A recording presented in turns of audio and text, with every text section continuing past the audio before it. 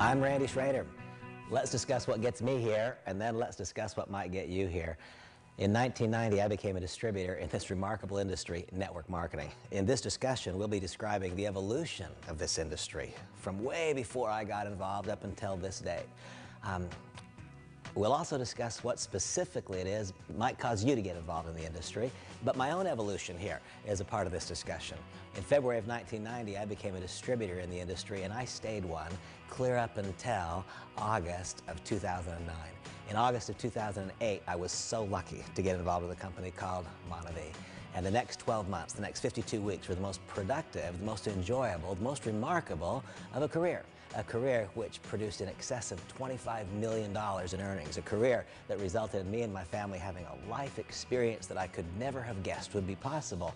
But then, at the end of 2009, or towards the end of 2009, my friend Dallin Larson asked me if I would contemplate an evolution of my own. He said, "Randy, would you be willing to give up your distributorship so that all international distributors in Monavie could benefit from your life experience?" And while it wasn't an easy decision, I made the decision that I would do so, and I'm hoping so much that decision winds up accruing to your benefit specifically. So who am I? I am Randy Schrader. What is my official role and capacity? I am the International Distributor Ambassador of Monavie. What does that mean? It means that I'm in direct partnership with you if you're involved with this great company, or I will be in direct partnership with you if you make a decision to become involved. That's what gets me here. What gets you here? I can imagine a couple of things that may result in your being here. You might be a distributor of Monavie, anxiously engaged in the business, and as part of step 5 in our business building practice, you are learning about the industry. Step 5 is to build belief. Build belief in what? The network marketing industry, in Monavie, and in yourself. Perhaps that's what gets you here. Or you may be one who's just looking at our business. If you're one who's just looking at our business, this is so critically important. I can imagine the environment. Not too long ago, you were at a business presentation, and the presenter said something like this: "Is there anyone in the room who doubts the validity of the network marketing industry? Is there anybody here who just really wonders if this is a legitimate way of doing business?" And you're the person who raised their hand. And then someone said, "You need to learn about the evolution of network marketing." And so here we are. You know, it's an amazing business. It started clear back in 1903, the same year as Harley-Davidson motorcycles, by the way. And when it began, it was a company called Watkins. Watkins Products, Watkins Vanilla, Cinnamon, and Spices. Some of you who are my age or older, if there are any such people, some of you who are my age or older, you probably recall on your mom's kitchen counter, or maybe on your grandmother's, maybe still today, Watkins Vanilla, Cinnamon, and Spices. That was the first company ever that made it possible for individual entrepreneurs to buy a product at wholesale and sell it at retail, direct selling, but then to take one more step to not just buy it wholesale and sell it at retail, but to extend that opportunity to others, to be able to recruit and enroll other people. It's been going on since 1903. Between 1903 and 1942, not that much exciting happened in the industry. A group of direct selling companies came along. There was no technology to speak of that could be applied to the industry. There were no large incomes being generated, but the industry was born in 1903. By 1909, one of the evidences of ongoing fact occurred, that being the first copy of a company. W.T. Raleigh, without question, was the copy of a company. A copy of what company? Of Watkins Corporation. As we study and discuss our industry, we'll see that part of the continuing evolution has been a company copying another's idea and trying to improve upon that idea, sometimes succeeding in that attempt and sometimes not succeeding in that attempt. By the way, an interesting inclusion in this thought, at least interesting for me, as my own introduction to the industry. The very first direct selling and then network marketing company ever was Watkins Corporation. In 1982, I sold a business that I owned to Watkins, and I wound up being inside, not a distributor, but I wound up being inside on the management team of that company. And what an amazing experience it was for me to observe a network marketing company that had been around literally for decades, for generations. I met people whose fathers and grandfathers had become involved. They were continuing to earn significant incomes. Ongoing, recurring income. That is the hallmark of a properly constructed network marketing company. At any rate, it all began in 1903. The next real significant occurrence was clear up in 1942. In 1942, a company was born that was called California Vitamins.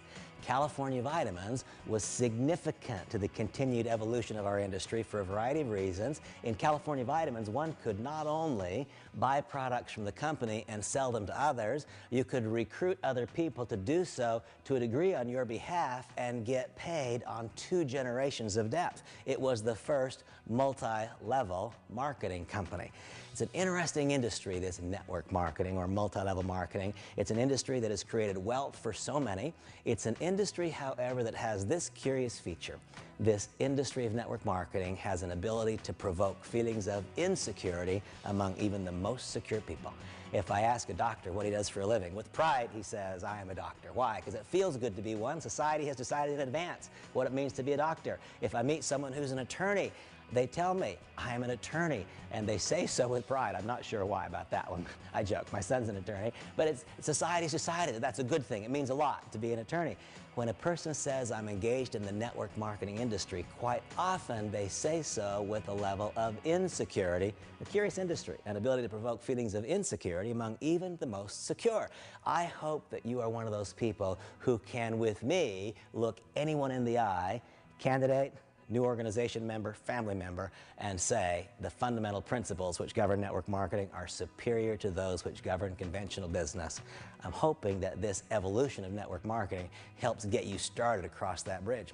Well, it all started in 1903 with Watkins Products. Watkins Products paved the way for a company called California Vitamins. In 1949, California Vitamins changed its name to Nutrilite, and there were 2 people of significance who joined the business that year. Those people were Rich DeVos and Jay Van Andel, and they became significantly successful Nutrilite distributors. In 1959, they chose to leave Nutrilite and start their own company. The company they started was called the Amway Corporation. Amway truly began an acceleration of this evolution of network marketing.